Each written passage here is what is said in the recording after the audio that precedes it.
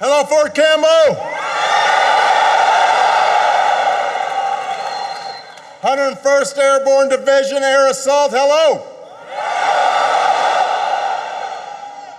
General Colt, thank you for that great introduction. It was great because it was brief.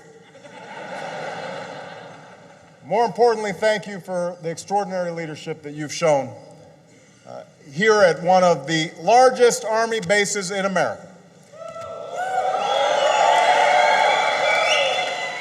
And let me just say, I make a lot of decisions. One of the earliest and best decisions I made was choosing one of the finest vice presidents in our history, Joe Biden, right here.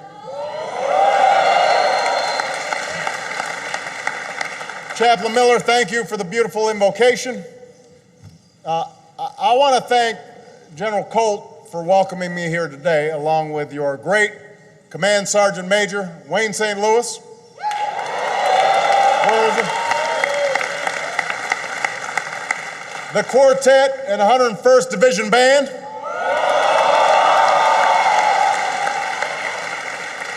All these troopers behind me, you look great. You notice they kind of hesitated. And we got a lot of folks in the house.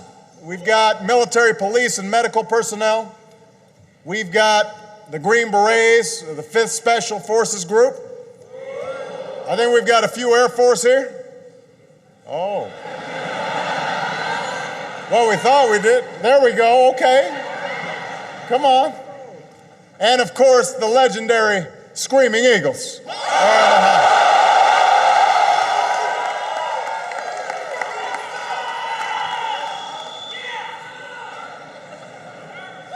And although they're not in the audience, I want to acknowledge the 160th Special Operations Aviation Regiment, the Night Stalkers, for their extraordinary service.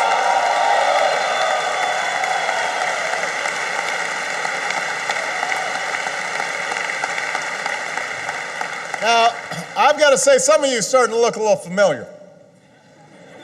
Because last December, when we were at Bagram, I was out there to thank you for your service, especially during the holidays. And we had a great rally, a big crowd. It seemed like everybody was there from the 101st. And since then, I know we've had quite a few homecomings. The Rockashans,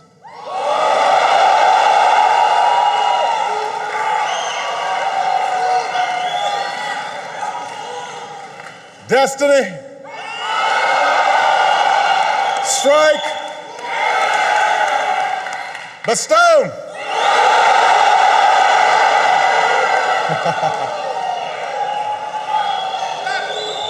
And some of the division headquarters, the Gladiators. On behalf of a grateful nation, welcome home.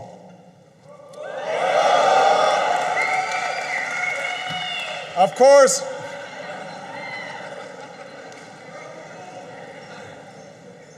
our thoughts and prayers are with General Campbell, Command Sergeant Major Schroeder, and all the Screaming Eagles and troops that are still risking their lives in theater. And I'm so pleased that Ann Campbell and Marla Schroeder and some of the inspiring military spouses are here. Where are they at? Right over there. We are grateful to you. God bless you. There they are. Thank you so much. This happens to be Military Spouse Appreciation Day. And we honor your service as well. Now, I didn't come here to make a really long speech. I know you're hearing that. It's all like, yeah, it's hot. What I really want to do was come down, shake some hands. I came here for a simple reason, to say thank you on behalf of America. This has been a historic week in the life of our nation.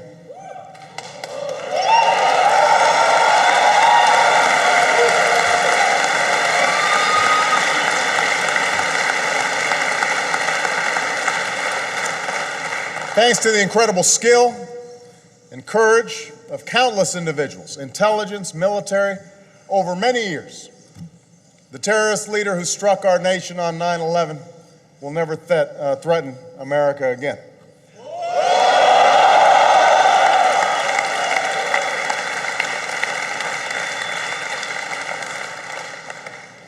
Yesterday, I traveled to New York City, and along with some of the 9/11 families, laid a wreath at Ground Zero in memory of their loved ones. I met with the first responders, the firefighters, the police officers, the Port Authority officers, who lost so many of their own when they rushed into those burning towers. I promise that our nation will never forget those we lost that dark September day. And today, here at Fort Campbell, I had the privilege of meeting the extraordinary special ops folks who honored that promise. And it was a chance for me to say on behalf of all Americans and people around the world, job well done. Job well done.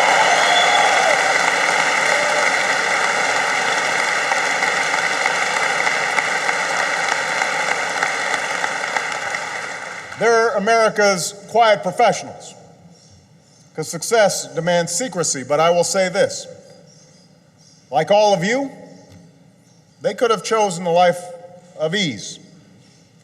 But like you, they volunteered. They chose to serve in a time of war, knowing they could be sent into harm's way. They trained for years. They're battle-hardened. They practiced tirelessly for this mission. And when I gave the order, they were ready. In recent days, the whole world has learned just how ready they were. These Americans deserve credit for one of the greatest intelligence and military operations in our nation's history. But so does every person who wears America's uniform. The finest military the world has ever known. And that includes all of you, men and women of the 101st.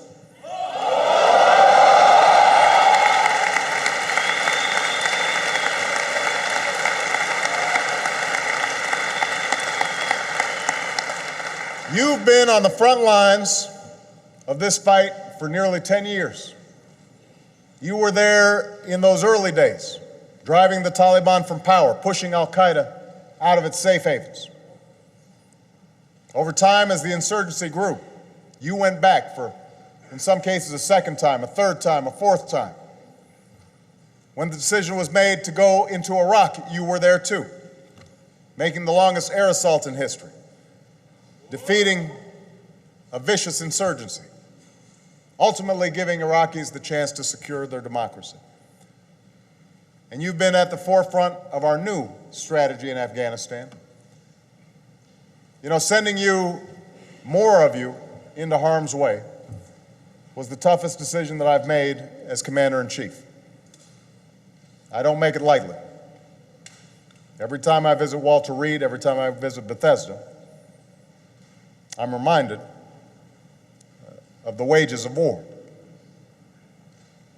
But I made that decision because I know that this mission was vital to the security of the nation that we all love. And I know it hasn't been easy for you, and it hasn't certainly been easy for your families. Since 9/11, no base has deployed more often, and few bases have sacrificed more than you. We see it in our heroic wounded warriors, fighting every day to recover, and who deserve the absolute best care in the world.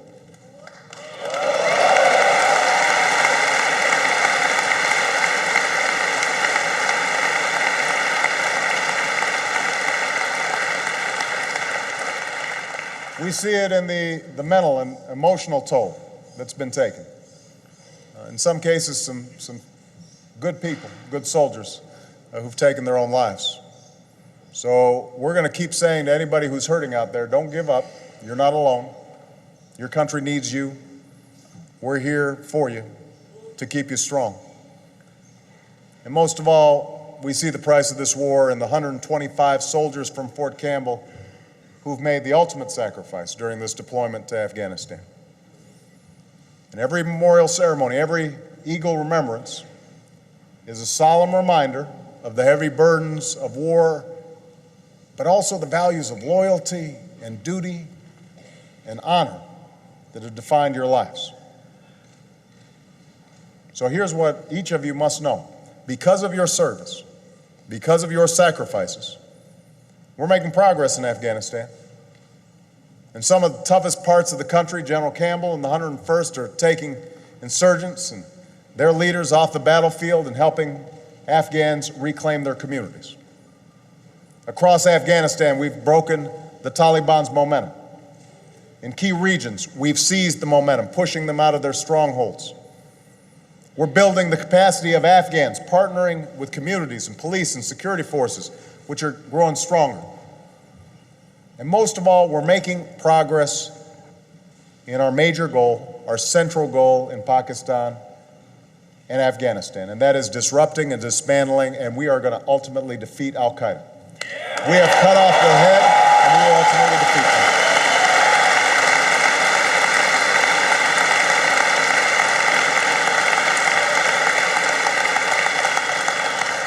Even before this week's operation, we'd put al-Qaeda's leadership under more pressure than at any time since 9/11, on both sides of the border.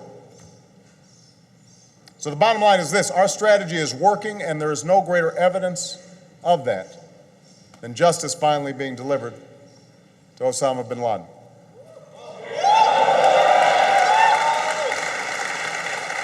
But I don't want to fool you. This continues to be a very tough fight. You know that. But because of this progress, we're moving into a new phase. In the coming months, we'll start transferring responsibility for security to Afghan forces. Starting this summer, we'll begin reducing American forces. As we transition, we'll build a long-term partnership with the Afghan people so that al-Qaeda can never again threaten America from that country. And as your commander-in-chief, I am confident that we're going to succeed in this mission. The reason I'm confident is because in you I see the strength of America's military. And because in recent days we've all seen the resilience of the American spirit. You know, this week I received a letter from a girl in New Jersey named Peyton Wall. She wrote to me on Monday after the news that bin Laden had been killed. And she explained how she still remembers that September morning, almost 10 years ago. She was only 4 years old. Her father, Glenn, was trapped inside the World Trade Center.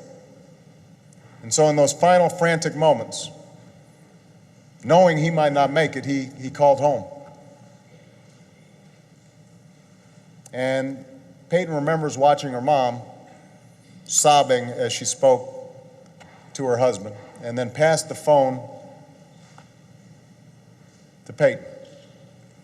And in words that were hard to hear, but which she's never forgotten, she said, he said to her, "I love you, Peyton, and I will always be watching over you." So yesterday, Peyton, her mom, and her sister, Avery, joined me at Ground Zero. And now Peyton's 14. These past 10 years have been tough for her. In her letter, she said, "Ever since my father died, I lost a part of me that can never be replaced." And she describes her childhood as a little girl struggling to shine through all the darkness in her life. But every year, more and more, Peyton is shining through. She's playing a lot of sports, including lacrosse and track, just like her dad. She's doing well in school. She's mentoring younger students. She's looking ahead to high school in the fall. And so yesterday she was with us, strong, confident young woman, honoring her father's memory, even as she set her sights on the future. And for her and for all of us, this week has been a reminder of what we're about as a people. It's easy to forget sometimes, especially in times of hardship, times of uncertainty. We're coming out of the worst recession since the Great Depression. Haven't fully recovered from that.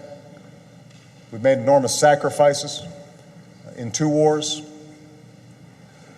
But the essence of America The values that have defined us for more than 200 years, they don't just endure, they are stronger than ever. We're still the America that does the hard things, that does the great things. We're the nation that always dared to dream. We're the nation that's willing to take risks. Revolutionaries breaking free from an empire. Pioneers heading west to settle new frontiers. Innovators building railways and laying the highways and putting a man on the surface of the moon. We are the nation, and you're the division, that parachuted behind enemy lines on D-Day, freeing a continent, liberating concentration camps. We're the nation that all those years ago sent your division to a high school in Arkansas so that 9 black students could get an education. That was you, because we believed that all men are created equal, that everyone deserves a chance to realize their God-given potential. We're the nation that has faced tough times before, tougher times than these, but when our union frayed, when the Depression came, when our harbor was bombed, when our country was attacked on that September day, when disaster strikes like that tornado that just ripped through this region, we do not falter, we don't turn back, we pick ourselves up,